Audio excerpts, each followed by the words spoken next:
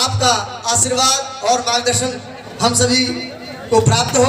जोरदार तालियों के साथ आदरणीय सर का स्वागत और अभिनंदन।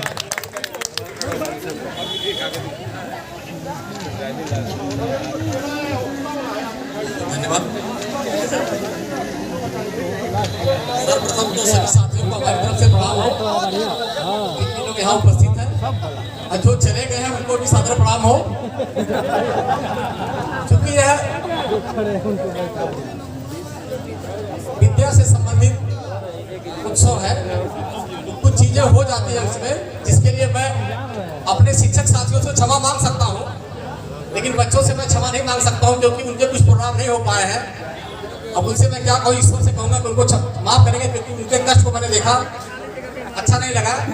जो बच्चे प्रोग्राम लेके आए थे उनके प्रोग्राम होने चाहिए थे, क्योंकि वो शिक्षा से संबंधित और किसी गुरु की आत्मा उसमें जुड़ी हुई थी। उसके लिए मैं क्षमा चाहता हूँ और आप सबका सादर अभिनंदन भी करता हूँ कि आप लोग समय दिए हैं। सम्मानित हमारे डीएसए साहब, सम्मानित हमारे एसआर जी, सम्मानित हमारे विद्वान साथियों और परम सम्मानित हमारे अभिभावकगण और प्रिय छात्रों, जो चीज मैंने यहाँ देखा या अभी तक जो मैं भ्रमण करते हुए देख रहा हूँ संकुल मीटिंग में, शायद 2-4 साल पहले ये जो टीएलएम मेले लग रहे हैं, ऐसे मेले कभी नहीं थे। जब हम लोग बीएससी बीआईएस हुआ करते थे तो कॉन्वेंट स्कूल के बच्चों को या प्राइवेट स्कूल के बच्चों को किसी प्रोग्राम के लिए या किसी मेले के लिए बुलाते थे, उनकी आह्वान करते थे कि आइए आपको टीएलएम मेले में लगाना है ताकि हमारे जो अधिकारी देखें। लेकिन आज ये जो कोविड काल था, कोरोना काल ने ऐसा दिखा दिया कि हमारे शिक्षकों में बहुत हुनर है, हुनर की कमी नहीं है। लेकिन जो हमारे पुराने साथी होंगे दुखी नहीं होंगे, नाराज नहीं होंगे, क्योंकि आप भी मूल्यांकन करिए कि जो एक साल में जितना परिवर्तन आपने देखा है शिक्षा में, वो प्राथमिक शिक्षा में, मैं तो चैलेंज करता हूँ कि यह परिवर्तन चलता रहेगा। तो जो लोगों के कॉन्वेंट स्कूल होंगे शायद वो बंद करने की नौबत आ जाएगी, वो आपसे गुहार लगाएंगे कि भैया कम से कम थोड़ा कम पढ़ाइए ताकि हमारे बच्चे आए। और जो साथी कॉन्वेंट स्कूल चलाते होंगे उनसे क्षमा मांगता हूँ, वो भी ऐसा नहीं सोचेंगे, क्योंकि जो भौतिक परिवेश था वो देखा जाए तो बहुत परिवर्तित हो चुका, बहुत चेंज हो चुका है प्राथमिक स्कूलों का। ये आप स्वयं मूल्यांकन करिए अपने विद्यालय का और आप अपने संकुल का मूल्यांकन करिए, देखिए आपको लगेगा कि जो चीज हमारे पास नहीं थी वह, चाहे हमारे जो भी माननीय मुख्यमंत्री जी के माध्यम से, एसपीडी साहब के माध्यम से या शासन के माध्यम से उपलब्ध कराई गई हैं। अब हमको केवल गुणवत्ता देखना है, वह गुणवत्ता अभी आप लोगों के जो माध्यम से मैंने टीएलएम मेले के माध्यम से, संकुल मीटिंग के माध्यम से देखा है। टैलेंट की कमी आप में नहीं है। निश्चित रूप से जो मैं बार बार कहता हूँ कि हम अधिकारीगण जामवंत की भूमिका में हैं, तो आप हनुमान की भूमिका में काम करेंगे तो निश्चित रूप से कोई भी समुद्र होगा उसको आप लांघ देंगे। वो मिशन 23 क्या, आप मिशन 23 के पहले ही सभी लक्ष्य, सभी दस्ताएं जिन बच्चों को देना है वो प्राप्त कर लेंगे। और मुझे पूरा विश्वास है कि निश्चित रूप से यह मुहिम आप पार करेंगे। निश्चित रूप से मैं कभी मीटिंग में भी कहता हूँ कि जो विद्यालय आपको अपने संकुल में कमजोर लगता है, कोशिश करिए कि टीएलएम मेला वहाँ लगाया जाए, मीटिंग वहाँ की जाए, ताकि वहाँ के भी शिक्षक हमारे साथी प्रोत्साहित हों। क्योंकि जब तक हम एक दूसरे का हाथ नहीं पकड़ के चलेंगे तब तक हम इस मुहिम को नहीं प्राप्त कर सकते हैं। एक बहुत पुरानी कहानी है।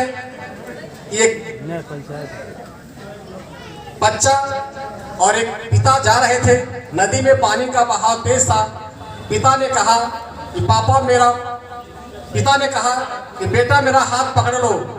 तो बेटे ने कहा नहीं पापा, आप मेरा हाथ पकड़ लीजिए, क्योंकि मैं आपका हाथ पकड़ूंगा तो पानी का बहाव तेज होने पर मैं हाथ छोड़ सकता हूँ, लेकिन आप पकड़े रहेंगे तो यह हाथ कभी नहीं छूटेगा।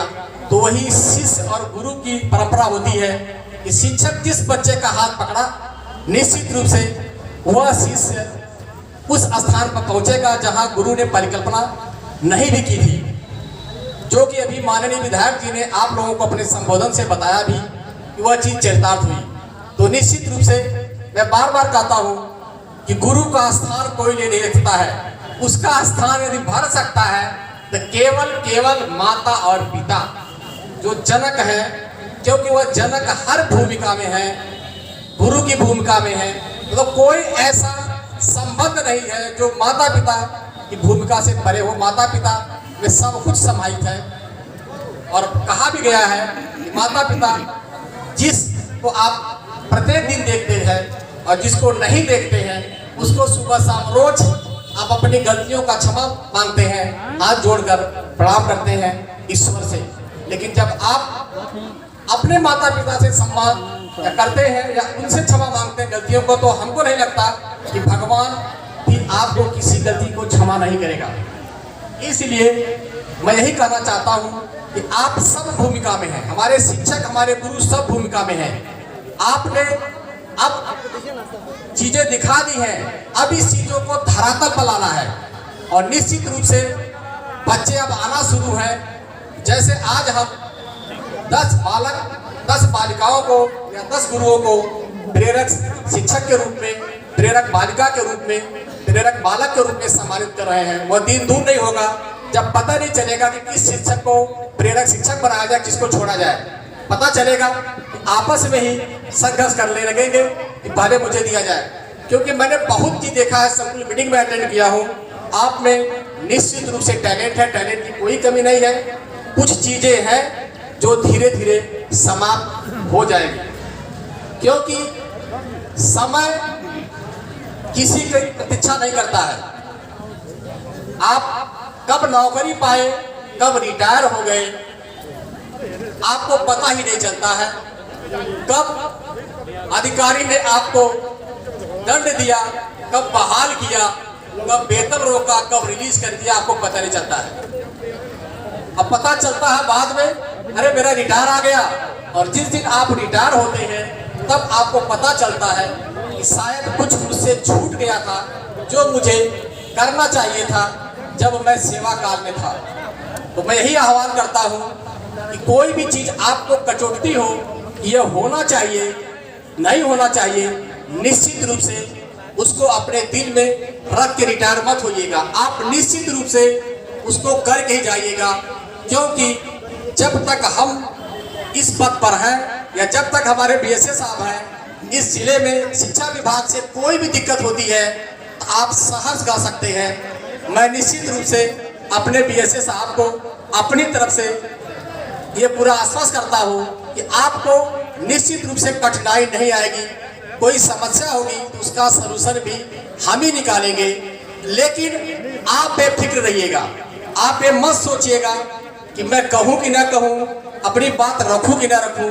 अब जिस दिन आप संकोच करिएगा तब उस दिन आप गुरुत्वाकर्षण से आप डर रहे हैं, क्योंकि आप गुरु हैं और गुरु ही सबको हर स्थान पर पहुंचाता है।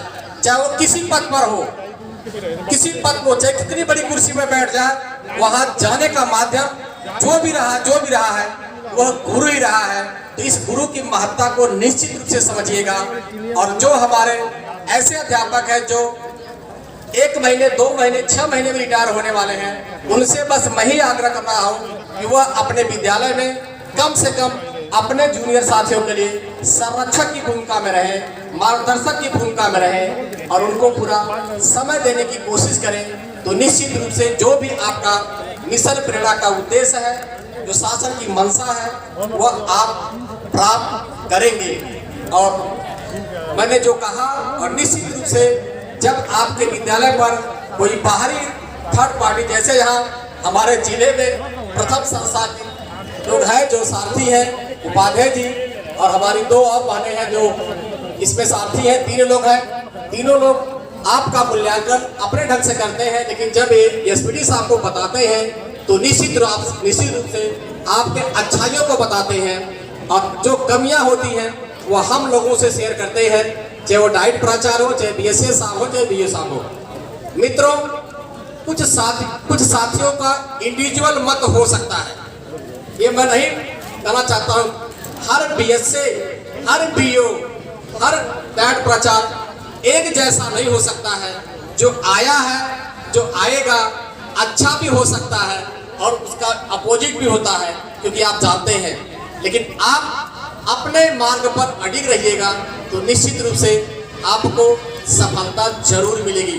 बस केवल यही है कि आपके उस मार्ग में जो अवरोधक हो वो हटाने का काम आप करेंगे। मैं तो यही कहता हूं कि कुछ मत करिए। जिस दिन कोई भी व्यक्ति यदि आपके क्लास में जाता है उस दिन बच्चा केवल बोलना शुरू कर दे, एक क्वेश्चन पूछने पर 2 बच्चे खड़े होकर बताते हैं, तब उस दिन लगेगा कि हमने अपने गुरुत्व दायित्व का निर्वहन किया है। मैं कई बार कहता हूं, जो बच्चे कॉन्वेंट स्कूल में पढ़ते हैं, आप भी जानते हैं, आपके बच्चे कॉन्वेंट स्कूल में पढ़ते होंगे, आप माँ की भूमिका में होंगे, दादा दादी की भूमिका में होंगे। उस कॉन्वेंट के स्कूल में भेजने के लिए बच्चे के लिए सब लोग लगे रहते हैं। कोई उसका टिफिन तैयार करता है, कोई उसका ड्रेस